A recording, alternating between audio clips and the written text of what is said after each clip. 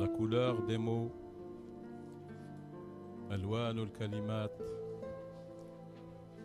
sur Radio Centre-Ville 102,3 FM et radiocentreville.com.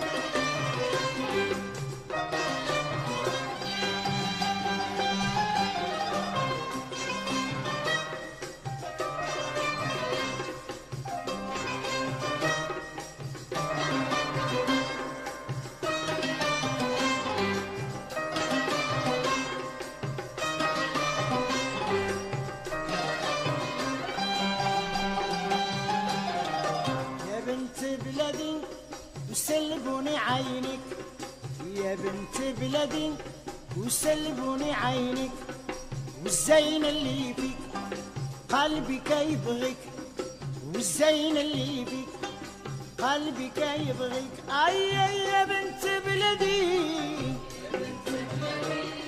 سلبوني عينك يا بنت بلدي سلبوني عينك والزين اللي فيك قلبي كيبغي والزين اللي فيك قلبي كيبغي اي يا بنت بلدي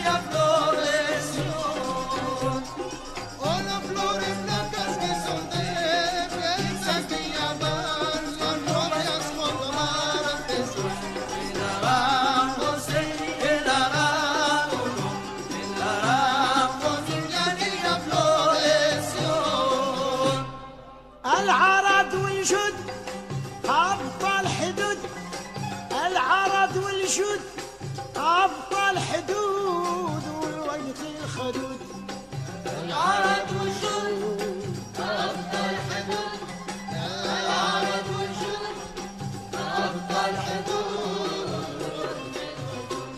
العرض والجود أبطال حدود العرض والجود أبطال حدود والوقت في الخدود العرض والشود أبطال حدود العرض والشود أبطال حدود أي يا بنت بلدي يا بنت بلدي سلبوني عينك يا بنت بلدي سلبوني عينك والزين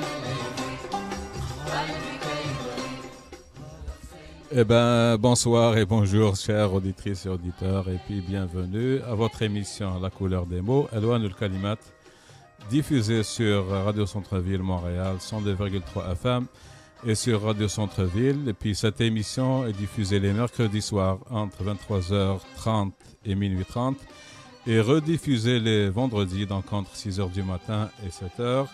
Et puis أهلا وسهلا بكم إذن أيها الأحبة إلى عدد جديد من حصتكم ألوان الكلمات التي تستضيف يعني j'ai le plaisir et l'honneur d'accueillir التي تستضيف في هذا العدد الشاعر دكتور مالك عابد شاعر أطباء العرب من لندن على الهاتف. أهلا وسهلا بكم يا دكتور.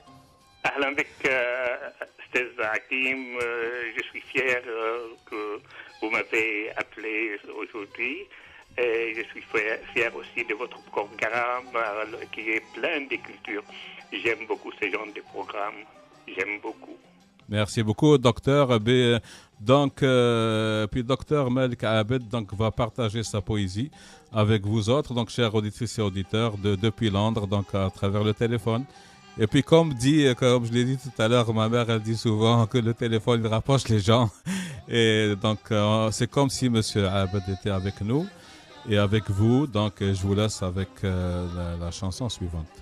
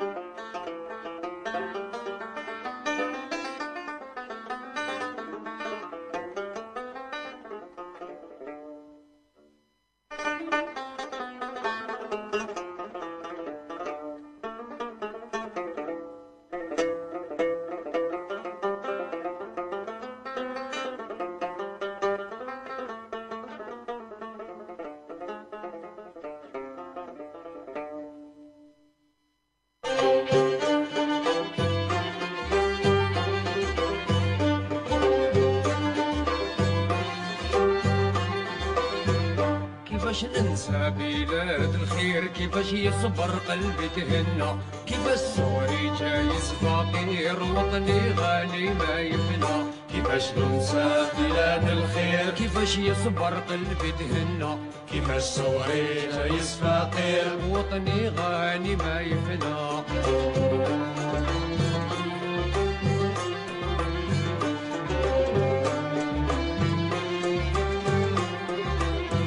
نبدا بقصدي نشكر تحير الجزاير باب الجنة نبدا بقصدي نشكر تحير الجزاير باب الجنة هدي خيرات الله كتير على البلدان زاد تبنى يا غصن الياس قدرك كبير يا بهجة زينك ساعدنا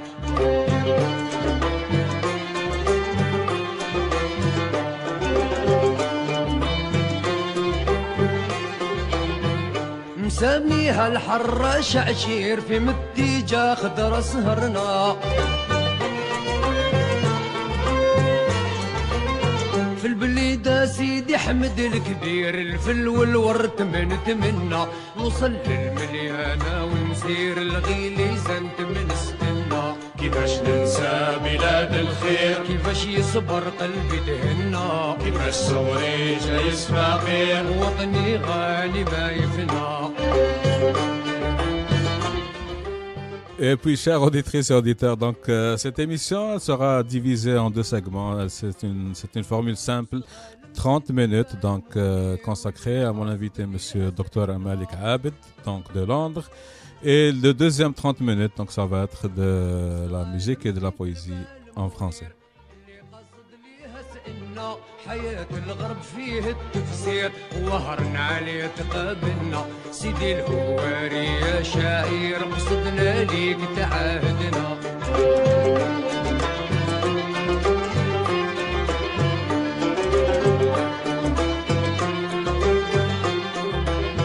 في تلمسان ما تفخم الغير هذه مدينة تستغنى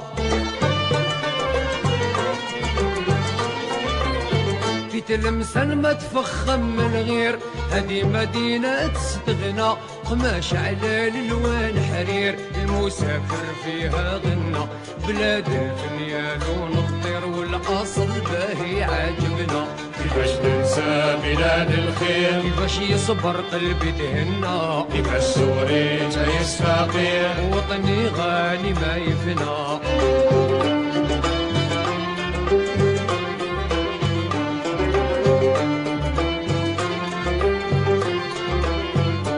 في أرض الصحراء بكر كبير اللي عايش فيها عرضنا.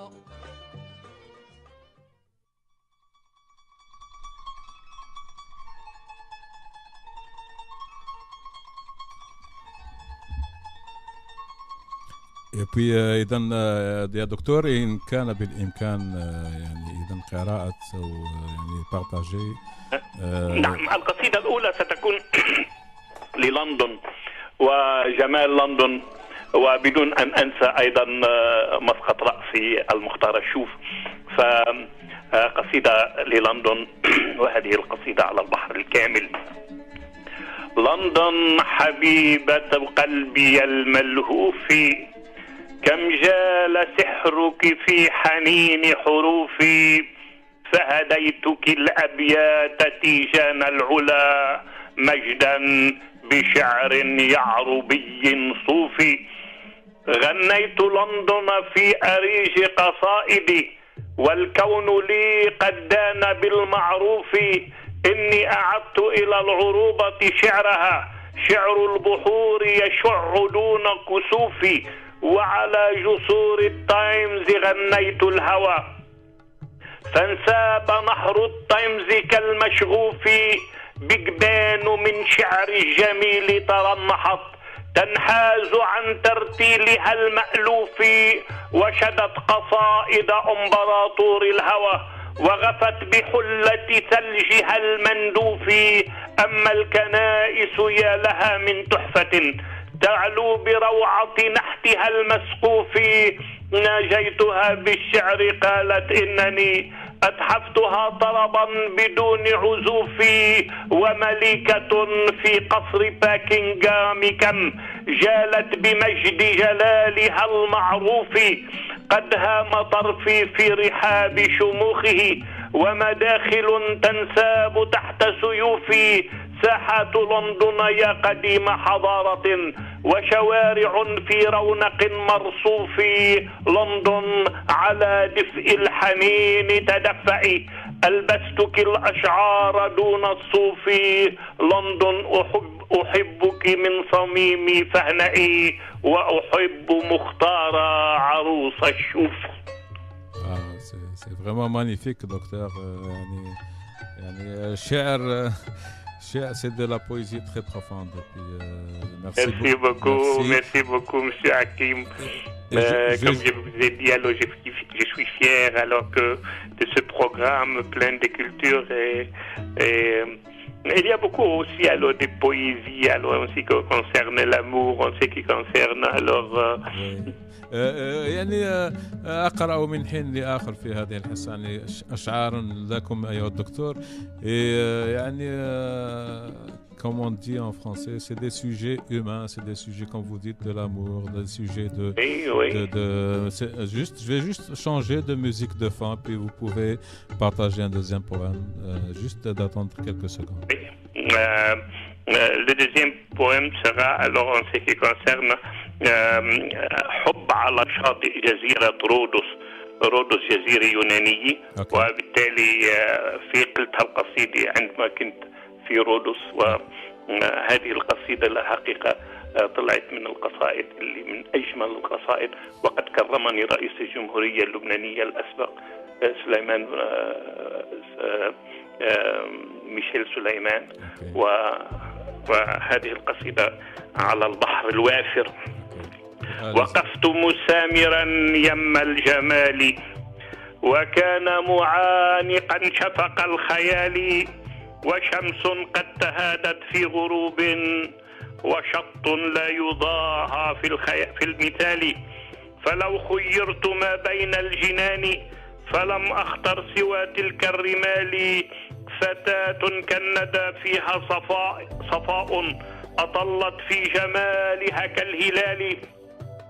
وشعر أشقر ينساب تيها، بلون التبر يلمع كاللآلي وجسم كالنخيل إذا تهادى وقد رشاقة مثل الغزال تعارفنا تصادقنا بحب تعانقنا لساعات طوال وبتنا نلتقي في كل يوم مع البدر المسافر في الليالي وغنيت الهوى أبيات شعر فأسكرها كمعصور الدوالي سألت صديقتي من أي قوم وشعب أنت يا أغلى الغوالي فقالت إن من يونان أصلي وهذا مجدنا نور جلالي جدودي قد بنوا في كل حدب حصونا حاربت كهف الزوال وأكروبولنا فيه اعتداد وذاك الدر من تلك اللآلي وهذه أمة اليونان أهلي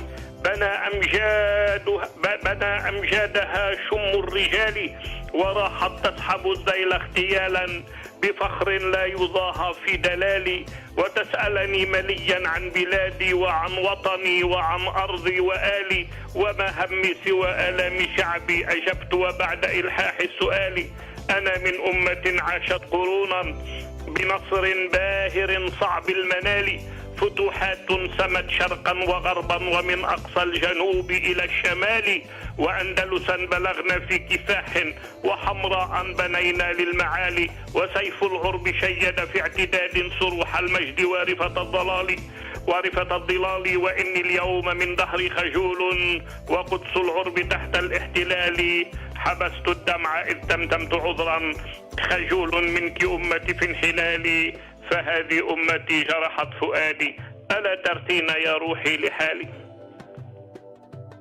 Wow, c'est vraiment très beau, docteur. Et puis, je rappelle juste à nos auditeurs et à nos auditrices que le premier poème du docteur Malik Abed, il portait sur donc la ville de Londres, et celui-là qu'il vient donc de partager avec vous autres, donc il parle où il décrit Rhodos qui est une ville grecque.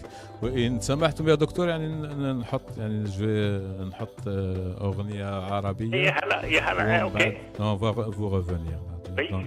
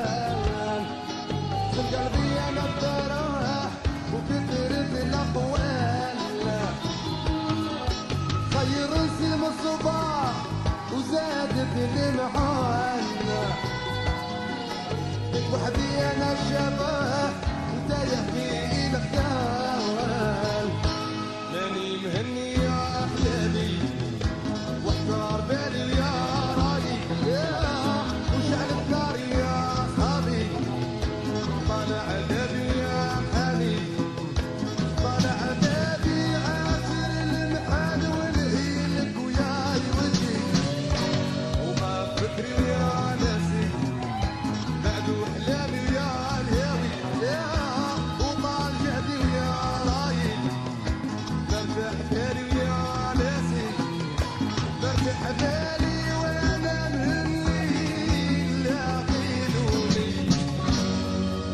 شدتني هزت الغرام وعيني في الانوار. كان هذا أيها المستمعون الأحبة، يعني كان هذا المرحوم جلالي عمارنة من فرقة فرقة الراي، فرقة عمارنة. ونعود الآن يعني إلى الدكتور مالك عابد. يعني إن كان بالإمكان يعني قراءة قصيدة أخرى يا دكتور، أهلا وسهلا. نعم تفضل. إذن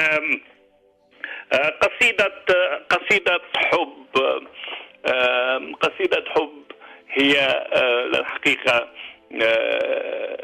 قصيدة هي كتبت على بحر الرمل.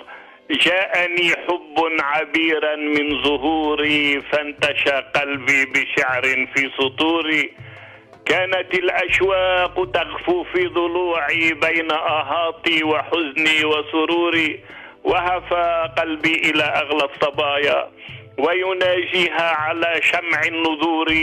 بين شكي بهواها ويقيني دخلت قلبي بلا إذن العبور. لا تلوموني إذا أحببتها لا لأفآد جوازا للمرور. يا ملاكا جال في روحي وعمري كهلال جال في ليل بنوري. فروت قلبا معنا في هواها وأضاء الشمع في عبق البخور. ملأت لي كل كاسات الهنا وسكرنا بالهوى لا بالخمور. هكذا أحببتها بالرغم عني فالهوى للقلب بهجات الصدور. ولكم أحببت في عمري صبايا ويضيع الحب في مر الشهور. وفؤادي يكتب الآه عبيرا راسبا إبداعه عبر العصور. أنت روحي، أنت عقلي، أنت قلبي، أنت إلهام على كل الأمور. صمت عن كل الصبايا يا حياتي، يا صلاتي، يا هيامي، يا سحوري. ما حلمت الآن في تيجان عز وأنا لا أبغي بنتا في القصور. إنما حبا جميلا طاهرا لا لحب تاه في دنيا الغرور. إن مت شوقا بلندن فاعلمي سيطل الحب يوما من قبوري. C'est vraiment magnifique دكتور. يعني وددت أن يعني أقول أنكم تكتبون يعني على البحور، يعني الشعر على البحور، وهذا يعني يفقد عند شعراء اليوم. يعني يا سيدي للحقيقة نحن يعني قلدنا شوي الفرنسيين مثلا. الفرنسيين ما عندهم أوزان في الشعر ولا الإنجليز عندهم أوزان في الشعر، ولكن عندنا بحور الشعر العربي اللي هي 16 بحر، وكل بحر يقسم إلى سب تايتلز والى سب جروبس والى ما هنالك. فبيصير عدد البحور يفوق الآلاف. فبالتالي هذه بحور دقيقة جدا. يعني إذا بيغلط الواحد إذا بنغلط بحرف واحد معناها القصيدة بتنكسر من أولها لآخرها. فمشان يعني لأجل ذلك أنا أقول إنه نحن نعيش في زمن كثر فيه الشعراء وكاد الشعر يكون مفقودا، لأن كل واحد بيسمي حاله شاعر ولا بيعرف من الشعر شيء. هلا في فرق بين النثر والشعر. أنا أشجع كل الناس أن يكتبوا نثرا. النثر منيح. هل طه حسين ما كانش شخص كبير؟ أو مثلا هل يا ترى مخيل النعيمي كتب الشعر وكتب النثر، وهو ناثر أكثر ما هو شاعر. ولكن عندما كان يأتي إلى الشعر كان صحيحا كان يعرف أوزان الشعر ويكتب على أوزان الشعر. فلماذا هذا تراث عربي ليش بدنا نشيله؟ نعم. ويعني هذا الشعر لغة الضاد كما تقولون يا دكتور. ce que disait donc docteur Malik Abd, donc la poésie arabe Elle diffère un peu de la poésie en français et en anglais. C'est que il y a des groupes et des sous-groupes dans la poésie arabe et Oui, il faut respecter ça. Sinon, le poème il devient comme débalancé. Puis j'ai in front of me there is some things maybe I can find. سوف يعني نحط je vais mettre juste un peu de musique, docteur, et je vous donne le microphone dans quelques secondes. Prenez votre temps, puis on va écouter un peu de musique. Oui. Okay.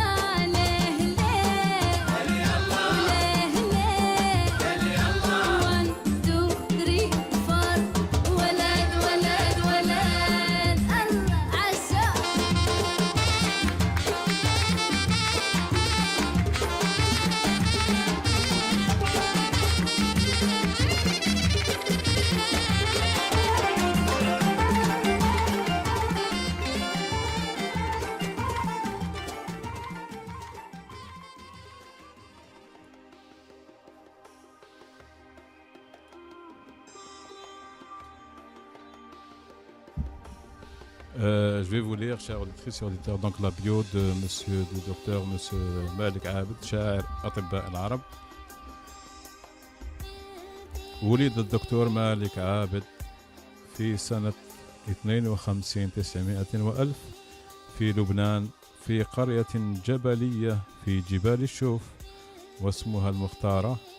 درس الدكتور مالك عابد في مدرسة المختارة ثم في ثانوية فرن الشباك، وسافر عام 73 و900 وألف إلى الاتحاد السوفيتي لدراسة الطب، حيث تخرج من جامعة مينسك عام 85 و900 وألف كطبيب اختصاصي في الجراحة العامة، ثم ذهب إلى فرنسا لدراسة الجراحة في المنظار، وبعدها استقر في بريطانيا حيث يعيش منذ عام 2000 مع عائلته.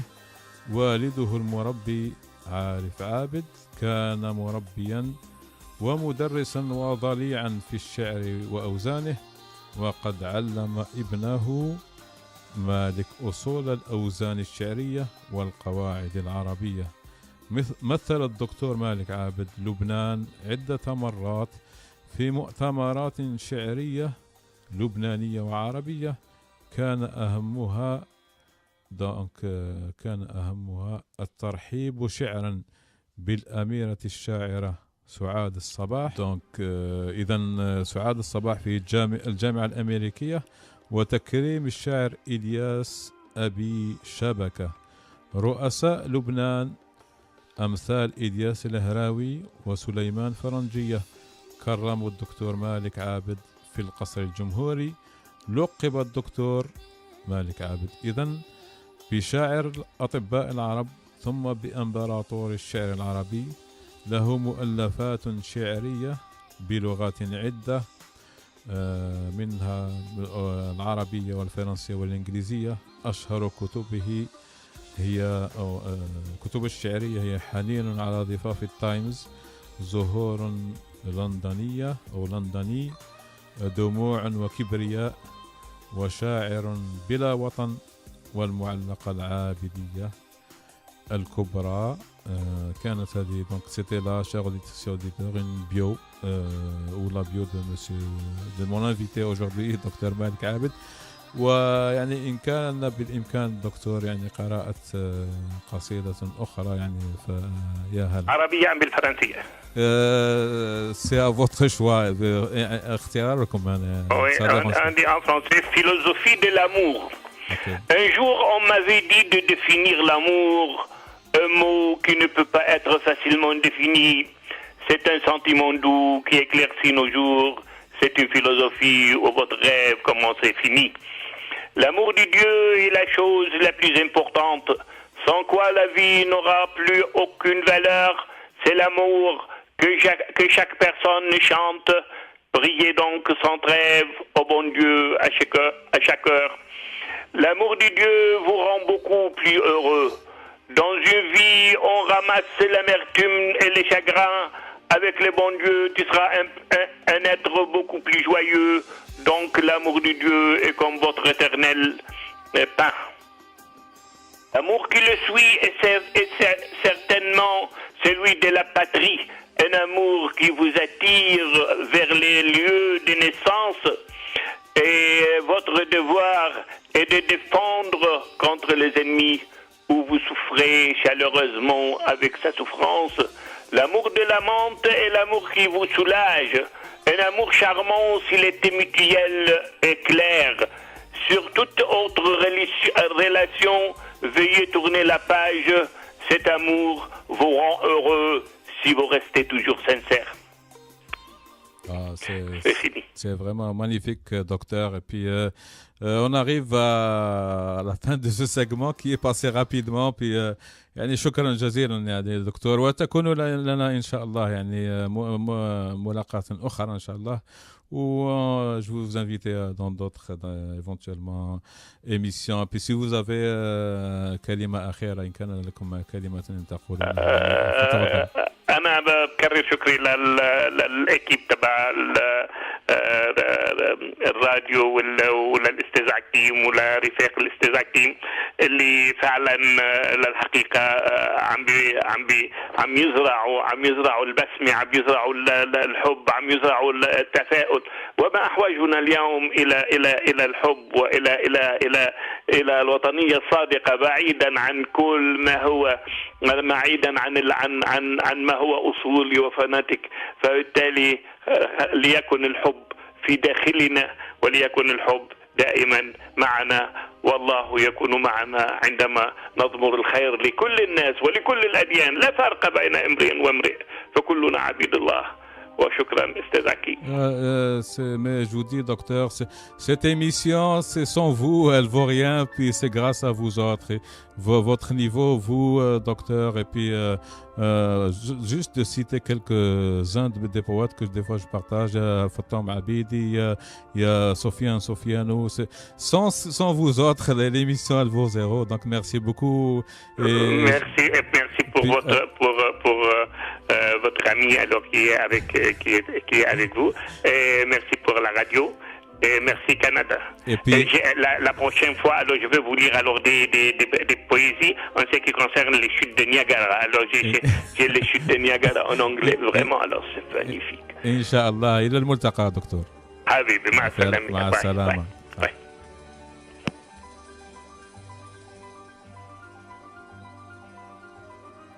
Et puis, sans transition aucune, chers auditrices et auditeurs, on passe au deuxième segment de cette émission.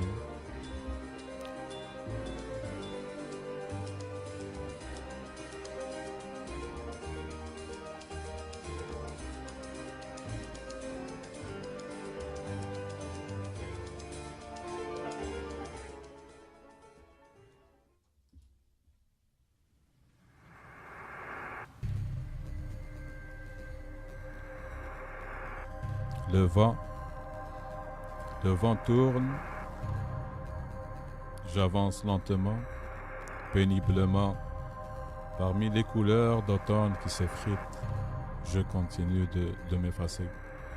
Le froid me gèle, la fatigue m'enlace, la vitesse m'essouffle, j'étouffe. La vitalité m'a délaissé, je sens des coups, je me suis évaporé. Dans la nuit, s'agitent dans ma tête mes images cachées dans le quotidien qui m'endort.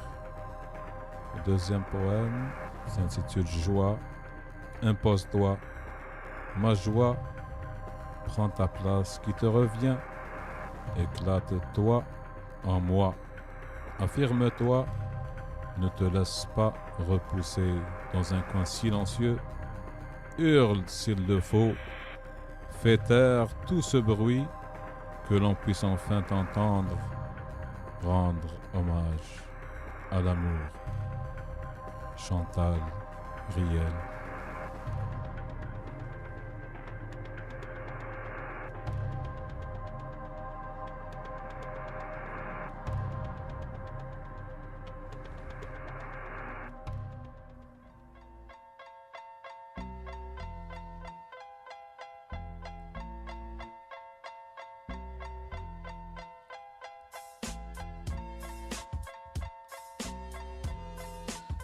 Voici, chères auditrices et auditeurs, un poème donc, du poète Kamal Benkiran. Ton visage m'intime la tendresse secrète des longues nuits.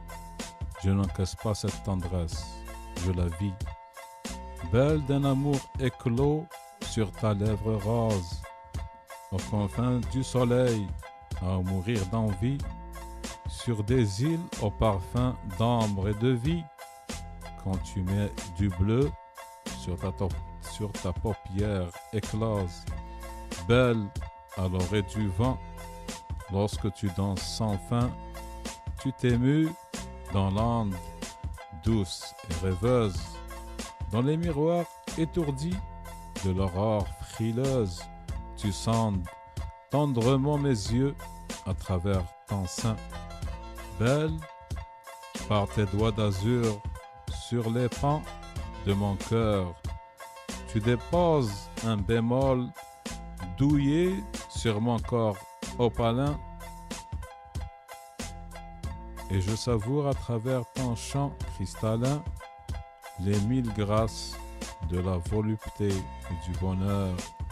Belle, nous vivrons l'amour sur la terre et sur la mer. D'un regard discret, nous resplendirons nos voiles, et d'un amour renouvelé, auparavant des étoiles. Chaque jour, je t'épouserai d'un cœur fier. Kamal Benkiran.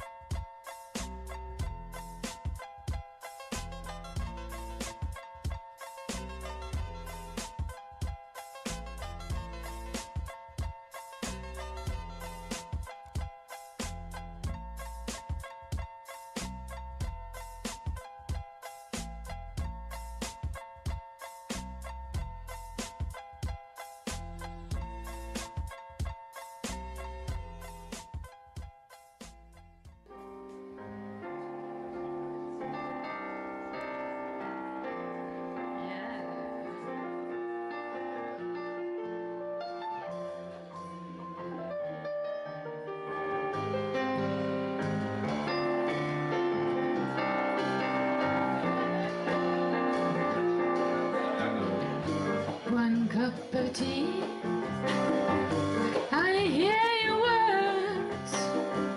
Something so new, the whole universe. Strawberry fields, deep purple drakes, amazing beauty in your soulscapes. Soulscapes,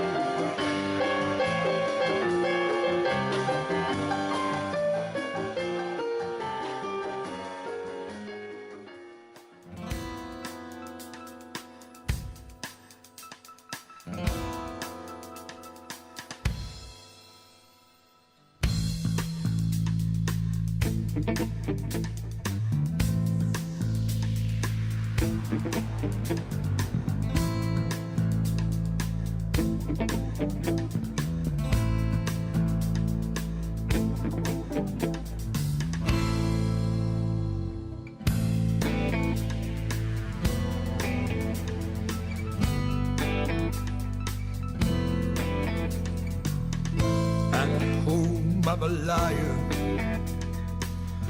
At work, I'm a liar. On stage, I'm an actor. In the studio, I'm a gambler.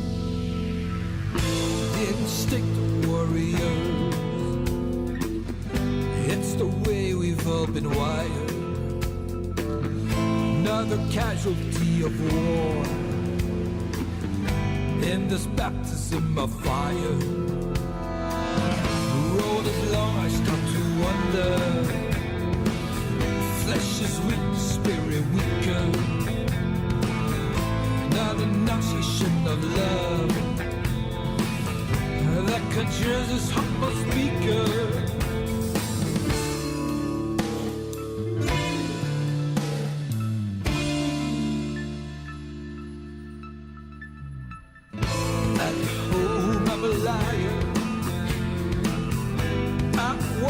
I'm a liar. On stage, I'm an actor. On the road, I'm a liar. Temptation every curve. Steering the wheel falls every swerve. Though it's not what you deserve. Every man retains his verb.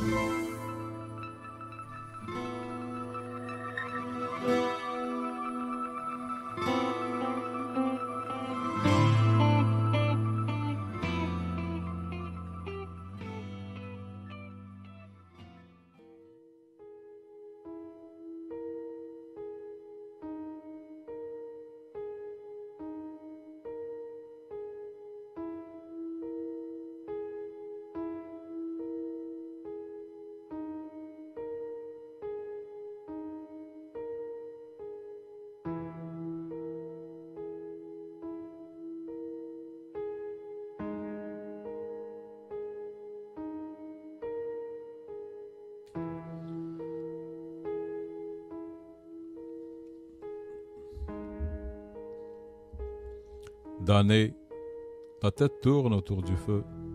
La fièvre fait exploser mes yeux. Je raisonne un peu, tout près de l'enfer. Je regarde les diables, mes frères. Je ne sais plus de quoi j'ai l'air. Étourdi, je me jette dans les profondeurs. J'arrache ma tête, je mange mon cœur. J'aime les diablesses qui sont mes sœurs.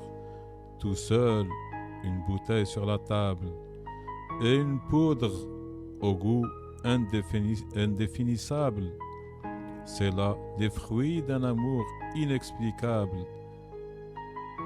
Sofiane Sofiano, L'éclair obscur, recueil de poèmes, 96.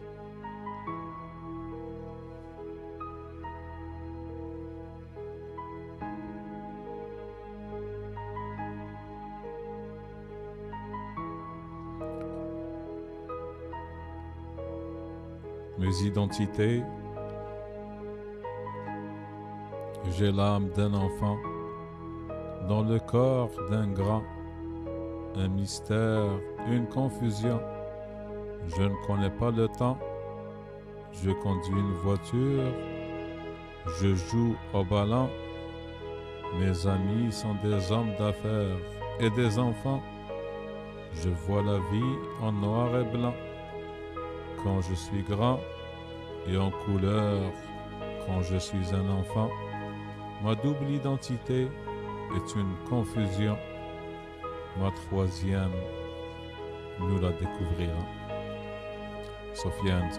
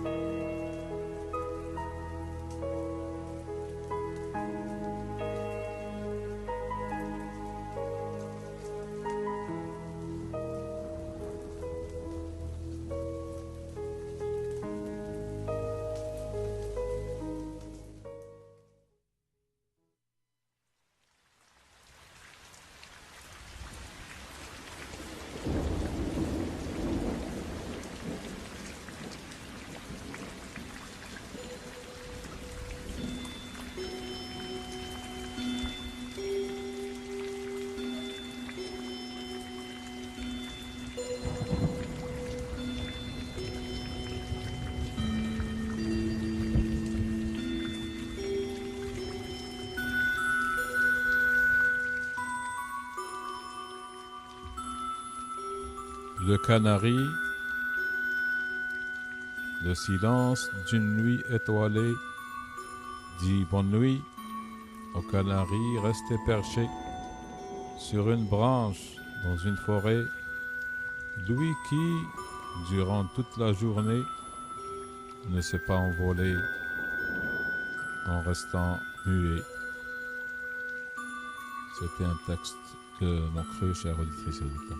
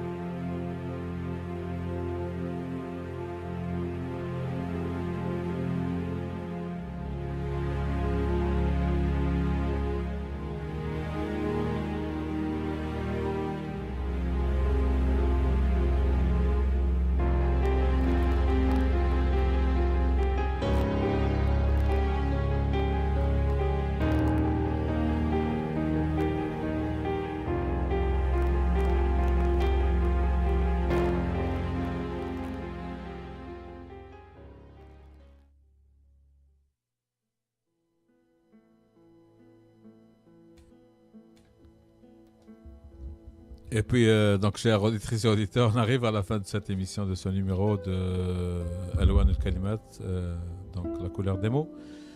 Et puis, j'ai eu le plaisir donc d'accueillir comme invité donc le docteur Malik Abed, le poète de Londres, donc via le téléphone. وهذه الحصة donc أيها الأحبة استضفت فيها الدكتور مالك عابد الذي قرأ بعضا من شعره، بعضا من القصائد الشعرية donc عبر الهاتف.